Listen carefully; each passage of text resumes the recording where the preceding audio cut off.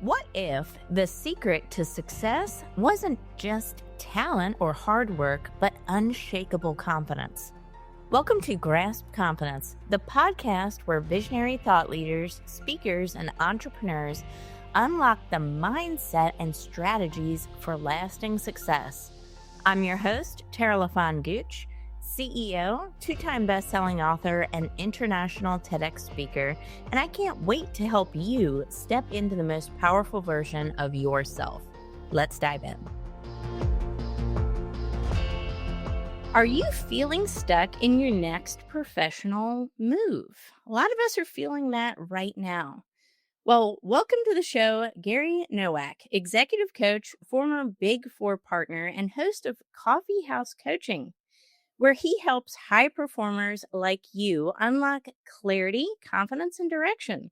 With 20 plus years leading global teams, Gary shares real talk strategies and inspiring stories that challenge your mindset and ignite purposeful action. Tune in if you're ready to lead and grow with intention. Gary, welcome to the show, my friend. Thank you so very much for having me. I'm honored to be here. Absolutely. Well, I'm so inspired by your story, and you and I talked offline just a couple weeks ago, and I met you and I listened to your podcast. I was so inspired.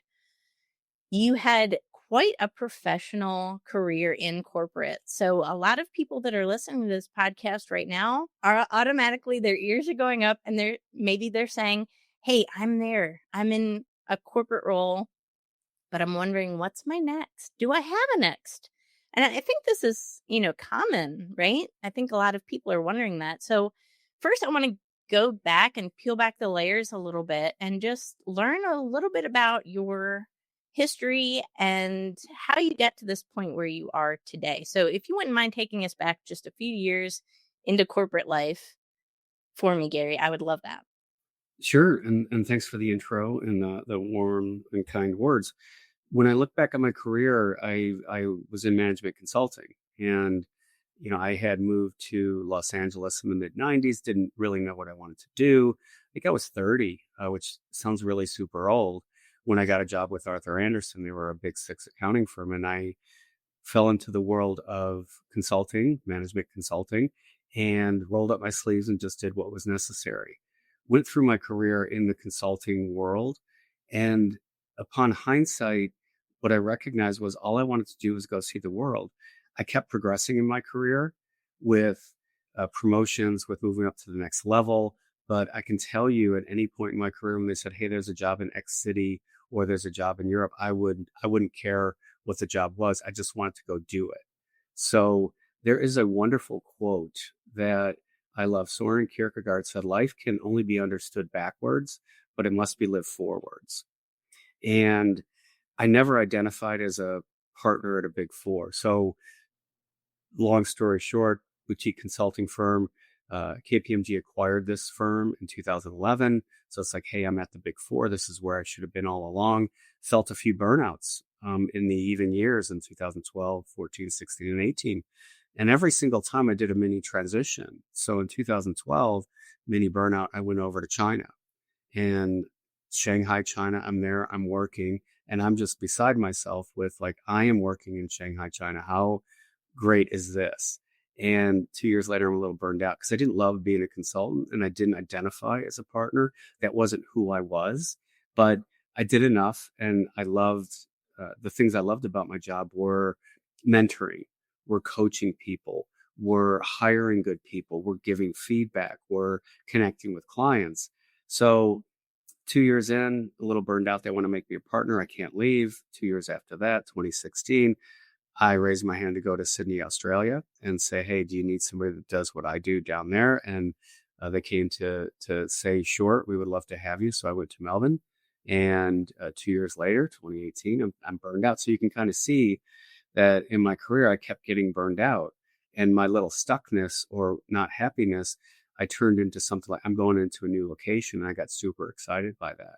Well, the end of 2019, came back to the US. 2020 was pandemic. I wasn't forcing anything. I learned about executive coaching. loved everything about it. And there was a light bulb moment or an epiphany once I discovered executive coaching that said, this is what I meant to be doing with my life. And I wouldn't call myself stuck in 2020 as much as I was just not pushing anything. And the pandemic was, very impactful for me because I had a lot of things I was going to do and I couldn't do any of them. So I just kind of had to sit with myself every day. And it wasn't terrible. And then 2021, I went to the Hudson coaching school institution, graduated in September of 2021, and just have been doing that ever since. And I'm developing a coaching program with people on the topic that you're talking about. So that is a bit of a summary. So right now, executive coaching, I do some facilitation, and I'm creating this, what I think is a wonderful coaching program for folks. I love that. So powerful. So lots to unpack there, right? Because this word burnout, so many of us have experienced it. And, of course, that can lead to depression, anxiety, lack of fulfillment in general, right? And it can almost feel like we're chasing something and we never catch it. So your experience of maybe it'll be better in China, maybe it'll be better in Australia, and then we come to the same conclusion after some time that, hey, if this isn't actually changing, right? Just because your geography changes doesn't mean the work is changing, doesn't mean your feelings or fulfillment about your work is changing. So that's really important too. I think there's a lot of wisdom there. But I love what you said, the quote that, it doesn't make sense at the time. It only makes sense looking backward, right? And isn't that life? That's the journey of it. It doesn't make sense when we're going through it, but afterwards it makes all the sense and the dots start to align. I would love a little bit of feedback on that. What do you think? I agree with it. And anybody listening that is feeling this way, because as a consultant, you get an request for proposal in your inbox, something that should get you excited. The things that were typically should be driven with excitement as a Big Four partner didn't excite me. I almost felt it like a burden and it felt really heavy.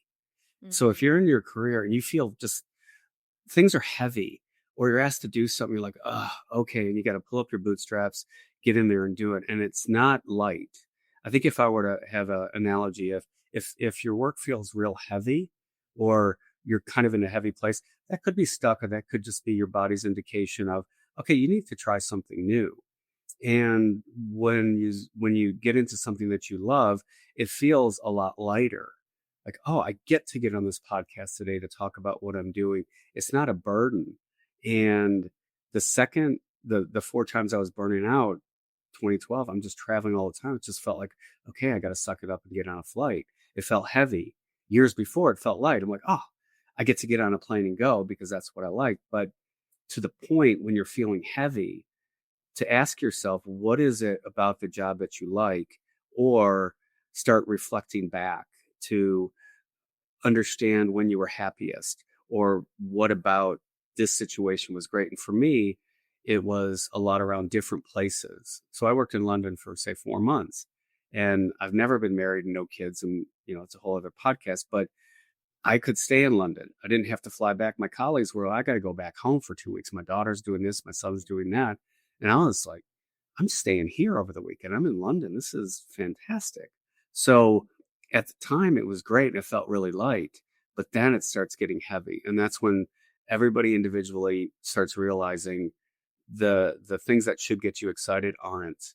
And I recognized in other partners that they loved being a partner. Everything about it was their energy. And I just respected that they are lifelong partners and they're really cut out for that. So, if you are sitting with, in my words, heaviness, or you're feeling stuck, and stuck's a good thing. Stuck is data point that's telling you something. The executive coaching part of my world is centered around a lot of retrospective. And for me, one of your in your grasp, sight is the S. And I wrote, for me, it's hindsight. That for me, looking back was powerful because I could make sense of what was happening. It's like, that's why I did that. And even if you're years beyond that point, there's just this sense of lightness, like, I get it now. I understand me a bit more. And all that can help you focus on how to move forward. I love that. So powerful, right? Because a lot of times we're not sure what our next move is, but I know that our body is sometimes a lot smarter than we give it credit for. And the feeling of heaviness, resistance. If something is if you're resisting it, if it feels heavy, you're not going to be in a natural state of creativity. You're not going to be operating at your highest level. And I think about this when I wrote my first book. It was such flow, Gary. I remember it was a day or two after Valentine's Day. I sat on my couch, pulled my laptop up, and I wrote 11,000 words that weekend. I was in a state of flow and I couldn't stop. I had so much energy from it. I had never tried to write a book before, but it just came and flowed. So there was no resistance. It didn't feel heavy.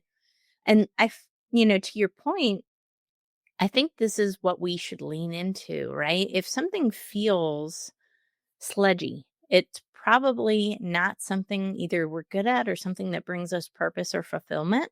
And it doesn't mean you're less than, it doesn't mean you're not as capable. It just means that it may not suit you, right?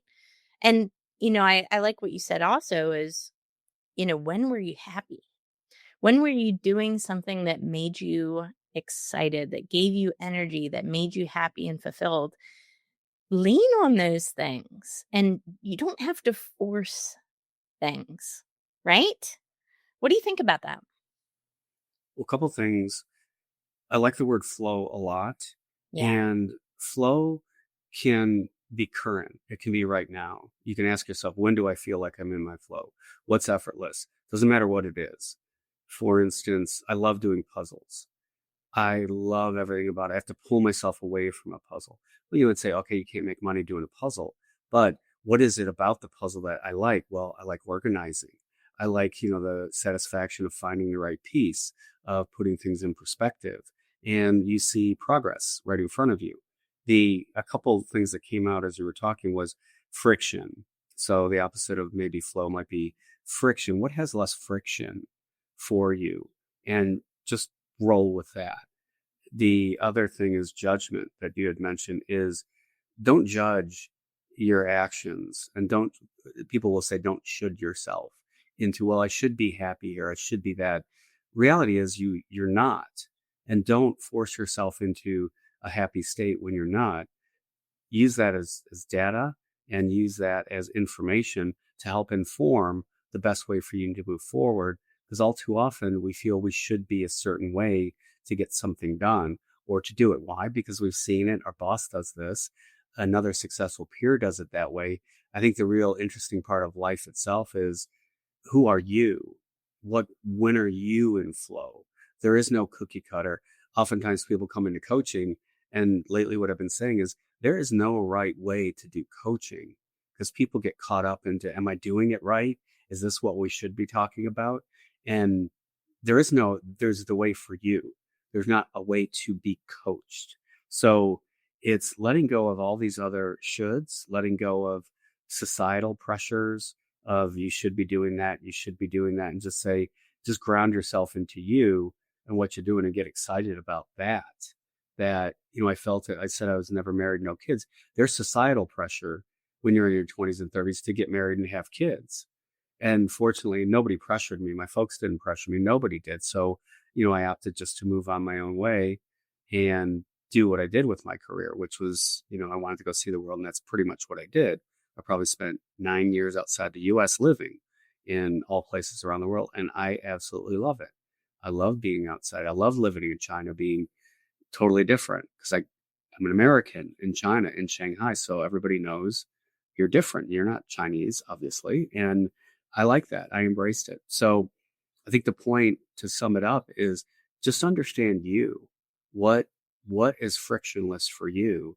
And when are you in your flow? Even if it's a job, too often I coach clients that think they have to be a certain way to get a promotion. And that's not always the case. There are certain probably attributes that you need, but really ground down into yourself and understand you and start to really like you and like who you are and like how you're showing up, and don't have this self-doubt, or the stuckness is a sign.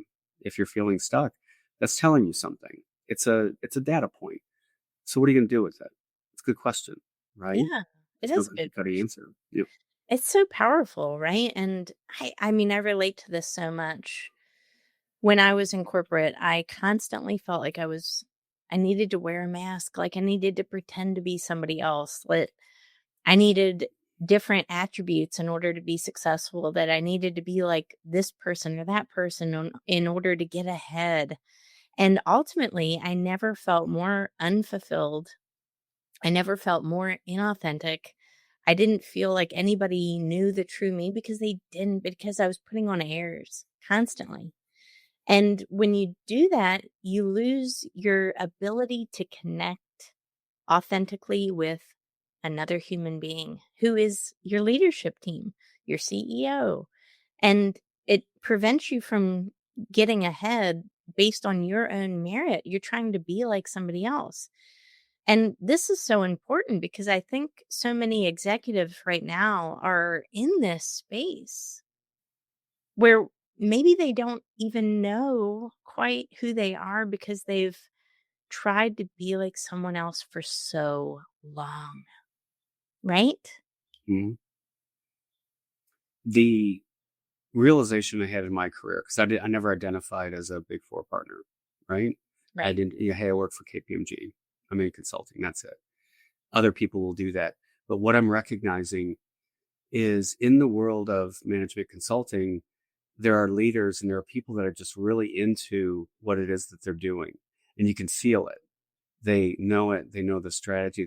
They just live and breathe it. And I wasn't that. I was more of a follower as a leader. Once a leader sets something, I'm a good follower to execute, to build a relationship. But what I'm realizing now within coaching, I'm more of the mindset that I'm recognizing that I come through with a different perspective. I come through with a different angle on something. And that's an indication to me that I'm in the right spot. And it's not that I was stuck in my career. I felt burned out, but it wasn't energizing me. And like I said, it kept getting heavier and heavier and heavier. So, okay, I got to move on. But if you're in something, I guess the perspective, if you're in something, you recognize that you're not as fulfilled, or it is a chore, or it is getting heavy. It's getting more difficult. That what what are you looking for, or what in that job resonates with you? And when I looked back, I said, I love mentoring, I like working with people, I like building teams. And Mhm. once I broke all that down, I was like, okay. And then I read an executive coaching book. I was like, boom, epiphany, there you go, that's what I was meant to do. So if you're stuck in something, just start pulling apart what you like about your job, where you strived. And it could be, once you got the promotion, everything changed. Well, we'll go back to your previous points of when you loved it and what aspects of that, because there'll always be something you love about your job, or something that you connect with, and identifying what that is and accepting it and saying, okay, position yourself to leverage that and to make that the big thing of your job instead of an ancillary thing. What I always say is, when you get to certain jobs, you may have 10 or 15 things to do. Analyze and assess, what are you doing? Which of those 10 or 15 things are you doing? Some tools and techniques you can use. You can journal. Journaling is a great way to understand what's going on. There's something called a lifeline exercise to start at 18. Peaks and valleys. When were you happiest as a peak? When were you not so happy as a valley? And assess that. But I'm just a big believer in getting that information backwards to connect the dots to help you move forward. So techniques for being stuck: reflect back, talk to other people, see how they see you, figure out when you were happiest, what about those circumstances made you happy? What about these circumstances were you really not on your game and you were looking for something else? But you get caught up in world and corporate, it takes you over. And we've all been there. It just, you keep going from one thing to another. You want that promotion, or a different perspective. You got metrics to meet. You've got certain things to do. And there's nothing wrong with that. It's wonderful, that part of life. Mhm. But things start changing, and the quicker you understand where you're happiest, is a direction that you may pivot in your career and do something that makes sense. And I just wanted to touch back into a couple of your previous guests on the podcast that once something hits them in the heart or hits them where they're living, then they say, that's what I want to do. And you got to believe that feels lighter for a lot of people, that now I'm doing something that fits more of my, and I always hate to use the word purpose because it's so hard for me to grasp, but that's why you were put here. And that's what makes you want to get out of bed and feel like I'm energized by what I'm going to do today. And it may not be everything. If you can get 80%, you're well ahead of the game, because there's going to be 20% you don't like doing. That's just the way life is, right? But by and large, for the most part, the 80% is like, oh, I get to be on this podcast today. I get to get a message out. Maybe I'll connect with somebody, and get that message to people that may be wondering or struggling or looking or something. There's nothing wrong with that. It's now, what do you do with it? This is a data point. It's a data point. I love that. And sometimes purpose is revealed in a time of misfortune, in a time of pain, right? And we might not understand it at the time, but looking back at it retrospectively, we can see there was the lesson there. And what did it teach us? And how did it help us grow into the individual we are today? And for me, again, going back to my journey, I consider myself a corporate dropout, right? Mm-hmm. I really felt like I was lacking purpose and fulfillment in my life, but I didn't know what purpose was yet. And, if you're at that juncture and you're listening to this and you're saying, I'm burnt out, I'm depressed, I'm anxious, I don't know what my next move is, I don't know how to get unstuck or align with quote unquote my calling. I think, to your point, figuring out, listening to those data points and saying, what gives us resistance, what gives us flow, to the opposite. What do we do that we are energized by? What do we do that drains our energy? And just asking ourselves those reflective questions, I think, will guide us to what a purpose could be. And we don't have to know all of the answers, do we? But we start asking these reflective questions. What do I value? For me, freedom is a top core value. If freedom is a top core value, chances are me working in a corporate environment where I feel like I'm in a box, I'm not going to be so happy, right?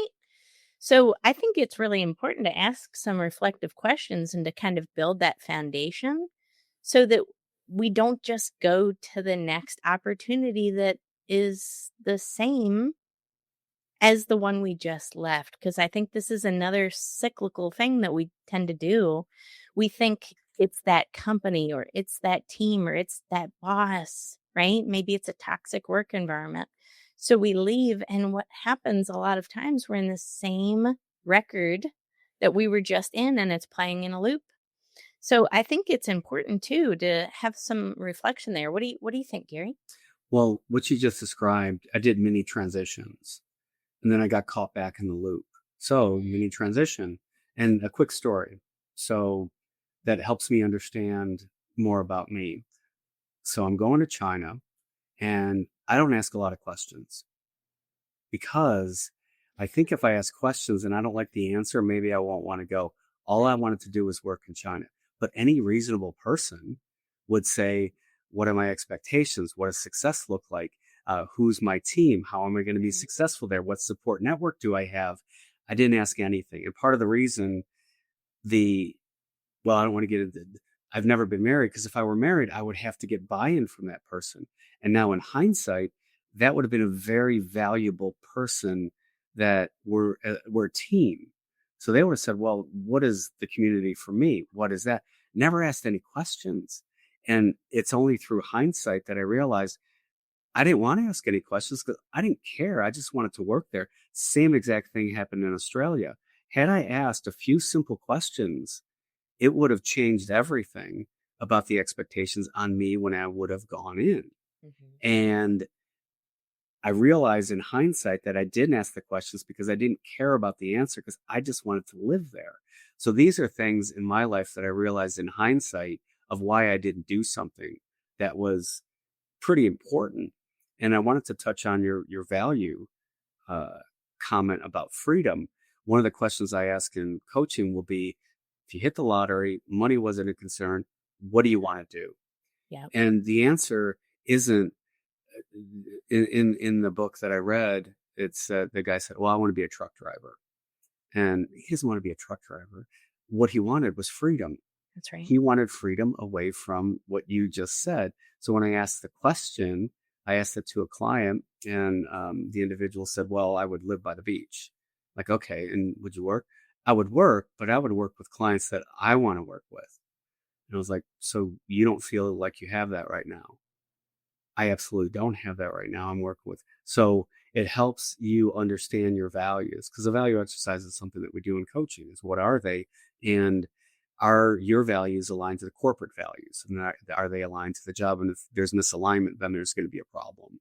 That if your core value is freedom, yet you're working in an organization that is micromanaging you, chances are you're probably not going to be all that happy, because that doesn't fit your core values. So just a couple things of understanding your values. And if you're stuck, I believe in the power of community big time, and finding other people that are in a similar situation just to share is a great way to go. You can't really think yourself out of something alone all the time.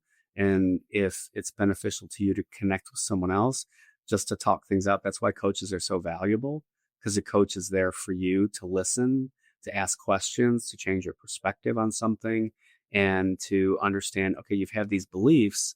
Are they still serving you about something? Well, I'm supposed to be this. It's like, okay, well, let's talk about that. That's another reason why I like the power of coaching, especially when people are stuck, is for that reason, that we can help be an unbiased person in your life to just ask questions and fundamentally listen. Just having a friend. If you don't have the money for a coach, you don't know a coach, this is daunting to try to find a coach. Let's be honest. Just ask a friend to say, hey, look, I just want to talk, and I just need you to listen to me. I don't want advice. I don't need you to give me your perspective. I don't need you to cheerlead for me. I just need you to talk and listen. And if you have a question, just ask me a question. And that's fundamentally what coaching is. So yeah, it'd be something good for anybody to do, especially a significant other, because a significant other typically has a perspective on you. Well, you haven't been happy here, and I know why. And they'll tell you, say, hey, I understand you have a perspective, but if you could just for 10 minutes, just listen to me and let me get things off my chest and just ask me questions. That's it. Can we agree on that? And boom, now you're coaching with somebody that loves you and appreciates you, and there's a mutual respect. This is it right here. If you had complete financial freedom, what would you do? And I ask everybody right now, as you're listening to this, to write that down. Just jot some initial things. For me, Gary, guess what? Podcasting and writing books. Shocker. So what do? I podcast and I write books because it gives me a tremendous amount of fulfillment. And if money was no objection, this is exactly what I would do. And until this makes the amount of revenue that I want in order to, forego everything else, I'm still doing it. I'm still doing it. So every single day I get fulfillment. I get to do this. I get to do this because I get to help people, and inadvertently I'm helping myself. I'm creating relationships with you, with other guests, with listeners.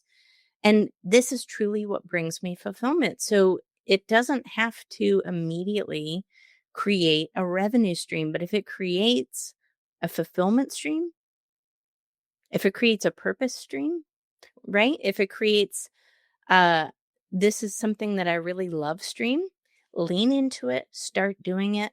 The money always follows. I'm a firm believer in that. Yeah. As am I. If you really like something, it'll find money finds you. And can I pivot over to my coaching program real briefly, because Please. it I would is. love that. Yes. So here's where I'm at with coaching. I've recognized the power of community accountability.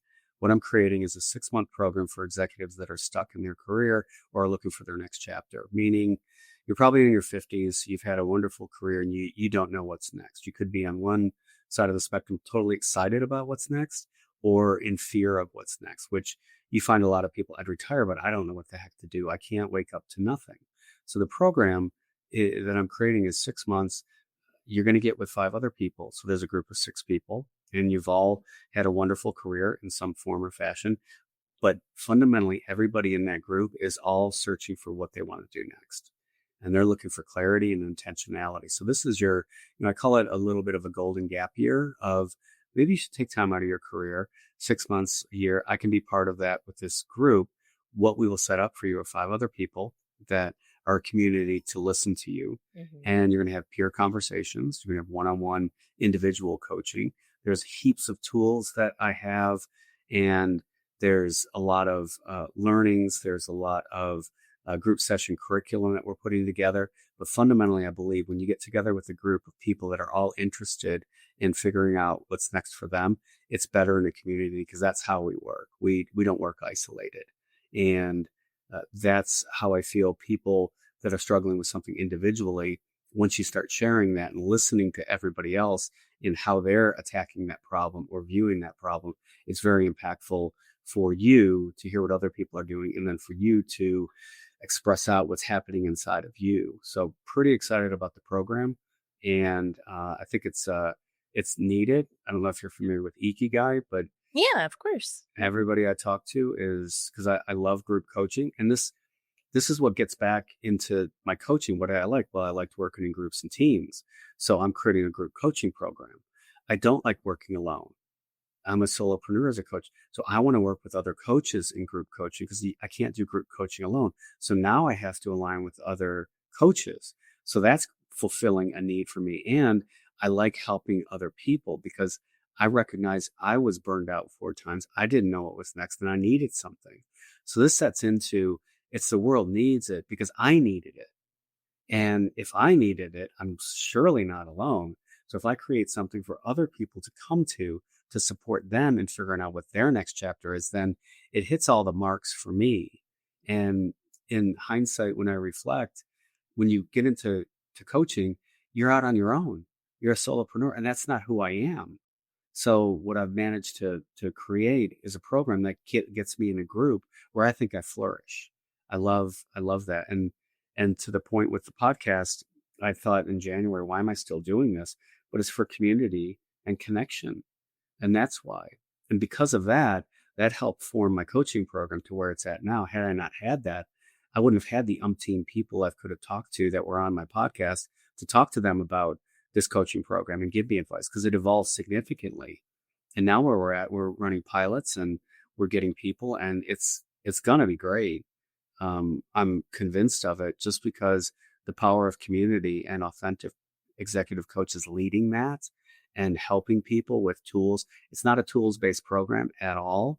The tools are secondary. It's a connection program where you're connecting with other people. And, if you can't get into that group, if you want to form something on your own, anybody can do it. Just grab other people, set a few ground rules. If you can find an executive coach that knows something about it, it doesn't have to be a lot of money. It can just be people that want to be intentional to say, hey, let's get 3 of us together just to talk. And everybody gets 5 minutes, just talk about whatever they want.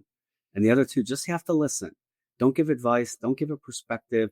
Here's what I think you should do is just allow a space for you to get something out to people that you care about in a forum. If you think about book clubs, yeah, you start off with a book and then chances are you're talking about other things outside the book or people want to connect. I firmly believe that. And that's how we solve problems and we talk things out. So that's the program. But anybody in any part of their life, if they're feeling stuck, grab some other folks, set the tone, say, I need you to listen to me for 15 minutes. I just need to talk this out and get agreement from the other person. And then all bets are off and say, oh, if you want to give me advice, go ahead. But I need space to talk and create it mutually. Yeah, I love that. It's powerful. I think anybody could benefit from this.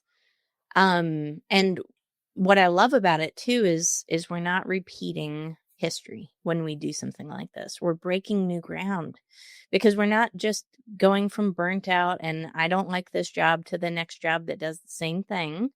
We're actually taking time to recenter ourselves, figure out what is our ikigai, what is our purpose, what brings me fulfillment, what is my next. So I'm not going right into the same cycle again. I'm actually breaking new ground and figuring it out in a holistic way. What I love about coaching is the accountability factor.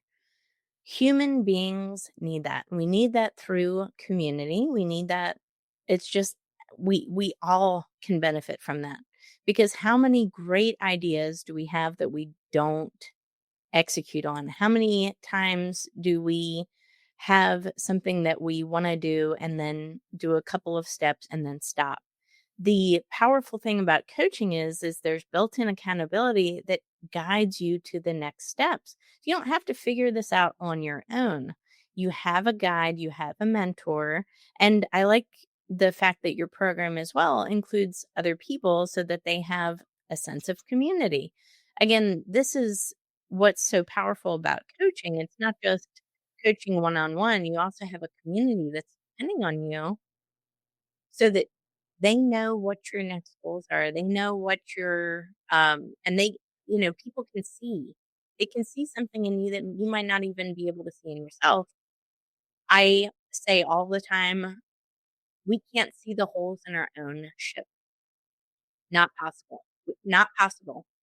Even if I even though I'm a brand strategist, right? If I'm going to launch something new, I'm going to hire somebody outside of me who has a different perspective so that they can see any holes that I don't see because we cannot see the holes in our own ship. This is why we need coaches. This is why we need that accountability and that community is because we just sometimes cannot detect it and see it for ourselves. And that's normal. Doesn't mean there's anything wrong with you or defective.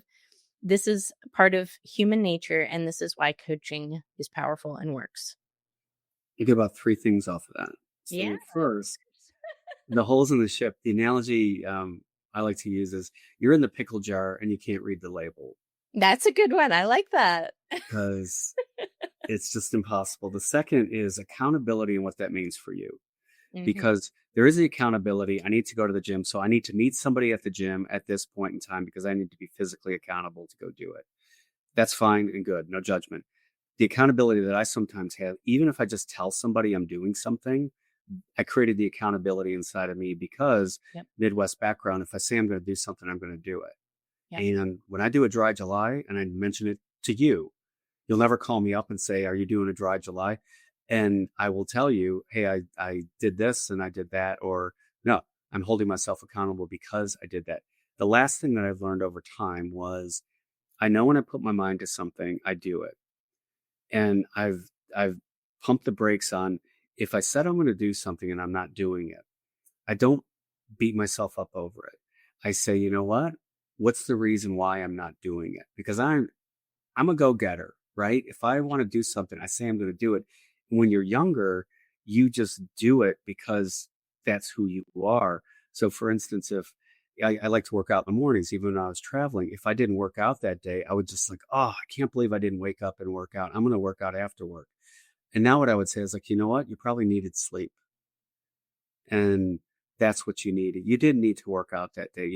And this is what wisdom gets you. And this is what getting old and gray hair gives you is more empathy and respect for yourself. So if you recognize you're not doing something, what's the reason? Again, getting back to the data point, what's the reason you're not doing it? Get grounded on that. Maybe it's not the right goal at the right time. Maybe it's really not what you want. You think you want it, but you really don't want it. And you start assessing that. Because if you recognize once you put your mind to something, you're not doing it, or you always do something a certain way and this you're not. Don't beat yourself up. Say, why am I not doing that? This is so not like me to not do it. What's it telling me? And it helps you dig deeper, show respect for yourself. I always love the saying, if you treated your friends like you treat yourself, you'll never have any friends because we're so hard on ourselves. And I think the perspective that I want to bring, if you don't take anything away from this conversation, it's just lighten up on yourself and observe yourself a bit more of don't should yourself and I should be doing that. I should be doing that. Well, if you're not, go get what you need to make the proper decision. You may have made a decision on something too haphazardly and you wreck it. Your body's holding you back because it wasn't the right decision. Because your body always knows before your mind does. Your body is wisdom. And if you feel tension somewhere and you don't know why, that's a sign of something. You're going into a meeting and your shoulders are real tense. You're like, why are my shoulders tense? This is strange. Well, your body's saying something's going on, and you don't know exactly. Your mind hasn't caught up to your body yet. So it's just getting more in touch with yourself, giving grace to yourself. Don't judge yourself. Don't should yourself. Once you land on something you want, it'll feel lighter, like the 11,000 words you wrote. You just did it. It didn't feel heavy at all. As you were talking, it felt light. Like, no, I just got on and started writing because it was light. And whatever method you have to journal or reflect or think or plan or shift or, sit in the stuckness. Maybe you're meant to be stuck there. That's the lesson. Don't pull your way out of something unless it's quicksand and you're drowning. Say, okay, I'm stuck. What makes me stuck here? What am I telling myself? What can I do? Yep. So powerful. I mean, so powerful. It's again, my takeaways for this conversation were our body is sometimes a lot smarter than our minds. Our minds are the logical centers. Our bodies give us real-time feedback. That was one. Another takeaway was ask ourselves reflective questions without judgment. And the another big one was what gives you energy, what makes you feel resistance, what makes you feel stuck, what makes you feel flow, right? And to just ask ourselves these questions so that we have a better path forward that's not putting us in the same spot either next month or next year or going on, right? Because life is meant to be lived well. So ask yourself, if money was no objection, what would I do today? And I think start there, right? Start there. I think that's a cool question because it allows you to think creatively. I think so many of us, especially if we're feeling stuck, if we're feeling heavy, if we're feeling resistance, we're not feeling creative. So I think a good way to get out of that stuckness is just to think creatively a little bit and kind of, get ourselves out of a box, right? Hmm. So cool. Gary, what a pleasure. Thank you so much for the interview today. Of course, I will put this in the show notes as well, but where can everybody find you, learn more about you online?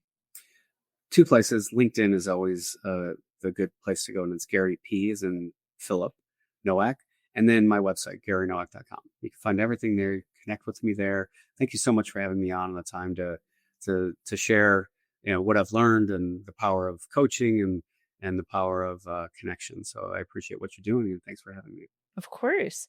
And thank you so much for everyone who tuned into this episode of Grasp Confidence today. Guys, don't forget to like, subscribe, and share this with your audiences to help other people get unstuck, to align with their purpose, to align with their calling, and what gives them energy and fulfillment.